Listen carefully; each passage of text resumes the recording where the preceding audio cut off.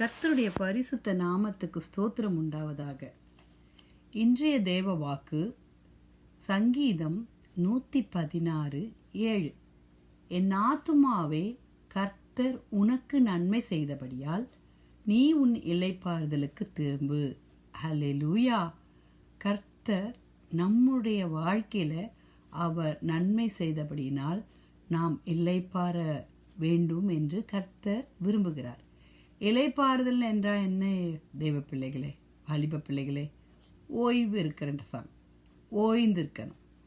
ஓய்வு எப்படி வரும்? மனசில் கவலை, துக்கம் ஒன்றும் இல்லைன்னா நல்லா ஓய்ந்து ஆழ்ந்த நித்திரை நமக்கு வரும். அநேக கவலைகளை நம்ம வச்சுட்டு இருந்தோன்னா நமக்கு உறக்கம் வராது இல்லையா? அதுதான் ஆத்துமாவே கர்த்தர் உனக்கு நன்மை செய்தபடினால், நமக்கு நன்மை செய்தபடினால் நம்மளுடைய இருதயம், நம்மளுடைய சரீரம் ஓய்ந்திருக்கும். ஹல்லேலூயா.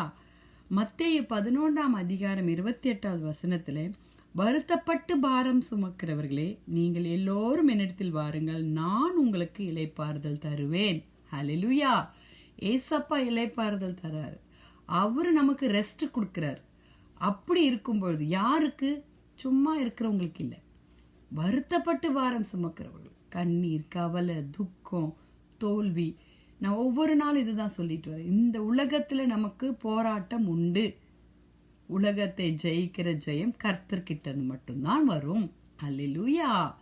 நம்ம அப்ப எரேமியா 6:16 வழிகளிலே நின்று பூர்வ பாதைகள் எவை என்று கேட்டு விசாரித்து நல்ல வழி எங்கே என்று பார்த்து அதிலே நடவுங்கள், அப்பொழுது உங்கள் ஆத்துமாவுக்கு இளைப்பாறுதல் கிடைக்கும் என்று கர்த்தர் சொல்லுகிறார். அப்ப நல்ல வழியில, நேர்த்தியான வழியில நம்ம நடந்தோம்னா நம்மளுடைய ஆத்துமாவுக்கு இளைப்பாறுதல் கிடைக்கும். வாலிப பிள்ளைகளே, நீங்க ஆண்டவருடைய வழியில, நல்ல வழியில நடக்கிறீங்களா? யோசிச்சு பாருங்க. இல்லை இளைப்பாறுதல் இல்லாம உங்க மனசு அங்கோட்டும் இங்கோட்டும் என்ன பண்றது ஏது பண்றது குழப்ப நிலையில இருக்கிறீங்களா? இஸ்ரவேல் ஜனங்கள் வனாந்திரத்துல அந்த ஈஜிப்டிலிருந்து கானானுக்காக பிரயாணப்பட்டு வரும்பொழுது தேவனாகிய கர்த்தர், என் சமூகம் உனக்கு முன்பாகி செல்லும், நான் உனக்கு இளைப்பாறுதல் தருவேன் என்று யாத்ராகமம் 33:14 சொல்லியிருக்கிறாரு. அல்லேலூயா. அப்படிப்பட்ட தேவனிடத்துல நம்ம கேட்போமா? ஆண்டவரே, எனக்கு இளைப்பாறுதலை தாங்க.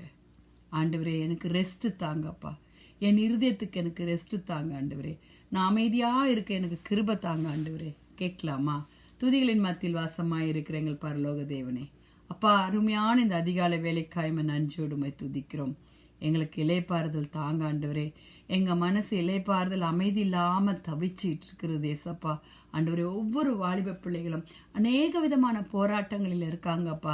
சொல்ல முடியாத அநேக விதமான போராட்டங்கள், குழப்பங்கள், ஆண்டவரே, பாவ செயல்கள், தனிப்பட்ட ஜீவிதத்துல பாவ செயல்கள், ஆண்டவரே, எல்லாவற்றிற்கும் முடிவுண்டு, நம்பிக்கை வீண் போகாது என்று சொன்னது போல ஆண்டவரே, அவர்களை கர்த்தாவே நேர்த்தியான இளைப்பாறுதலுடைய வாழ்க்கையை தந்து ஆசீர்வதிங்கப்பா.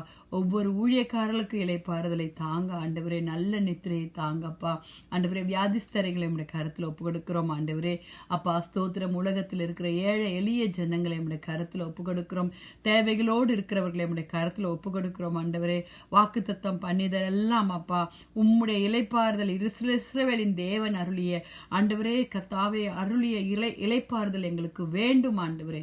ஒவ்வொரு நாளும் எங்களுடைய வாழ்க்கையை இளைப்பாறுதலோடு கூட நடக்க, அமைதியோடு நடக்க எங்களையும் எங்கள் குடும்பங்களையும் தேசத்தையும் சபையை ஒப்பு கொடுக்கிறோம் அப்பா. துதி கன மகிமை உமக்கே செலுத்துகிறோம்.